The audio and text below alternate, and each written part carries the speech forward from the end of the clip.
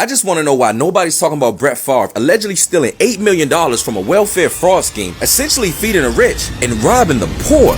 New details now surrounding accusations that retired NFL quarterback Brett Favre used welfare funds, allegedly showing NFL Hall of Famer Brett Favre pressing former Mississippi Governor Phil Bryant for money because he wanted a new sports facility at his alma mater. We've seen a ton of welfare money that's intended for the poorest folks here in the state of Mississippi flowing to people who just simply did not need it. In a different text exchange, Favre asking New, if you were to pay me, is there any way the media can find out where it came from and how much? Favre has denied knowing where the money came from and has not been charged with a crime. How come nobody's talking about this? I mean, when former Redskins football player Clinton Portis was allegedly accused of a similar situation with his $4 million healthcare fraud, it was the talk of the town. Every major news outlet had Clinton Portis' face plastered all over the TV for his allegations. And yet, for Brett Favre, it's crickets. This news is so not trending that last week, when you tried to type his name in the search engine, it didn't even populate in the top 3 results. And many people are wondering why.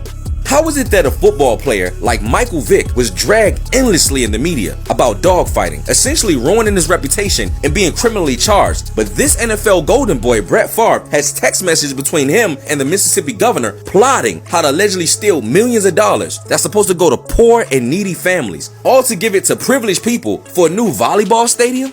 And nobody wants to talk about this? I talked to people that was in the room when Brett Favre went to the Hall of Fame, and nobody mentioned about text messages that he sent to that jet masseuse. Nobody mentioned anything about the addiction that he suffered from. But yet T.O., they brought up everything. Can you imagine if T.O. would have had an incidents like Brett Favre off the field? T.O. still, to this day right now, would not be in the Hall of Fame. Yet they walked right past it like Brett Favre did nothing. That is true. I give you that. The problem that I have with this situation, you got to be a sorry mofo. How can you got to be really low to take from the poorest of the poor? Scared when black and brown people do fraud the government, they hell bent. You get an EBT card or you get WIC or you get stuff like that, boy, they move heaven and earth to try to put you in jail for $400 little measly dollars. Fact.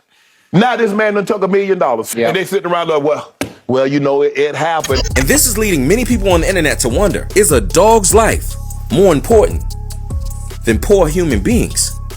And how ironic that the main headline topic this week is about Ime Udoka's cheating scandal, while Brett Favre just silently and barely sees public criticism for taking food and shelter out of hungry families' mouths so that his daughter can get an upgraded stadium to play sports in.